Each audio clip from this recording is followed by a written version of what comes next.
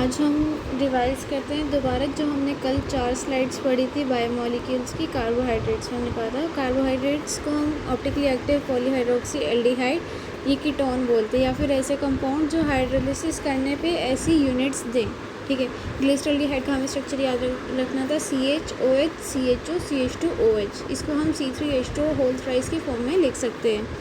फिर हाँ, हमने याद किया था कि S for sweet, S for sugar and S for saccharides, right. लेकिन जो पॉलीसेक्राइड्स होते हैं वो नॉन शुगर होते हैं क्योंकि वो टेस्ट में स्वीट नहीं होते।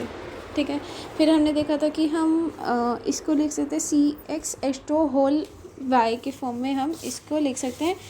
ऐसे साइंटिस्ट ने कहा था जो ऐसे जिनमें ऐसे लिख सकते हैं उनको हम कार्बोहाइड्रेट बोलते हैं, लेकिन नहीं, ये हमने फिर गलत प्रूव कर दिया था क्योंकि रैमनोज को हम ऐसे नहीं लिख सकते लेकिन वो फिर भी कार्बोहाइड्रेट है, और एसिटिक एसिड को हम इस फॉर्म में लिख सकते हैं लेकिन वो कार्बोहाइड्रेट नहीं है। फिर हमने क्लासिफिकेशन करी थी कार्बोहाइड्रेट्स की on the basis of their behaviour towards hydrolysis. उसको हमने 3 ग्रुप में डिवाइड करा, मोनोसेक्राइड, ओलिगोसेक्राइड, पॉलीसेक्राइड।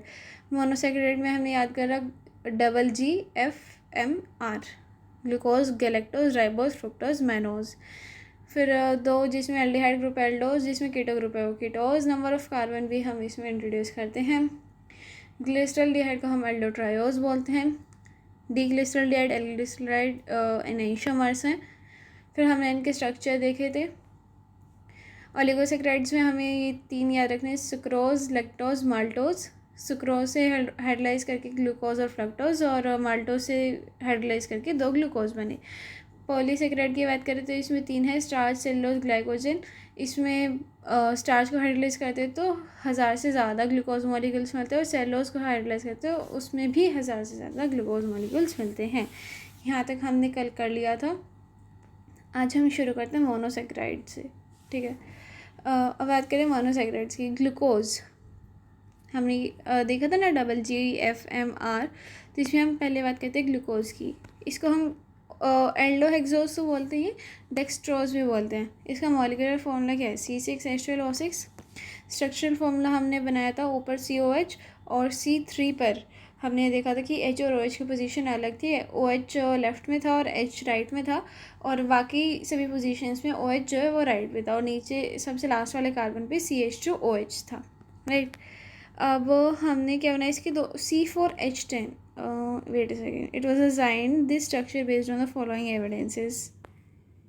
हाँ, हमने इसका ये स्ट्रक्चर क्यों बनाया, वो इन एविडेंसेस पर बेस्ड था। जैसे हमने Br2H2O माइल्ड ये यूज़ करा, ये माइल्ड ऑक्सीडाइजिंग एजेंट है।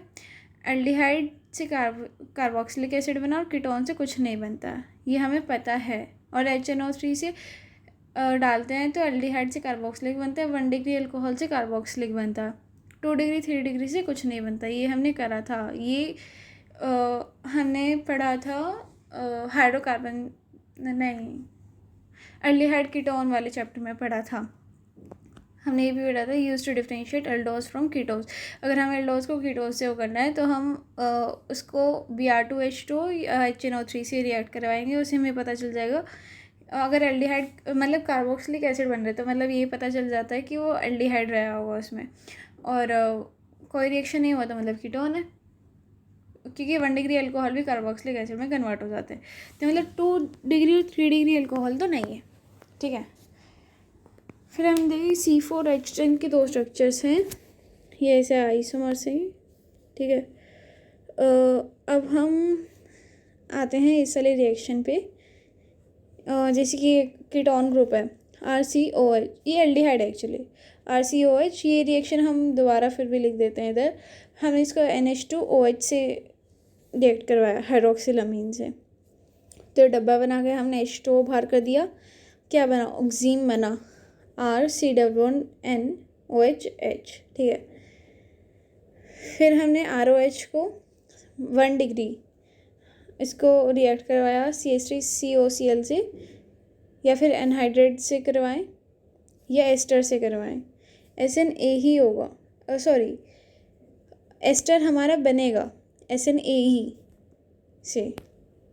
ठीक है, और ये वाला पूरा पेज हमें तभी आएगा अगर हमने पहले पूरी ऑर्गेनिक पढ़ी है, उसके बाद आएगा। फिर हम बात करते हैं टोटल स्टीरियो आइसोमर्स की।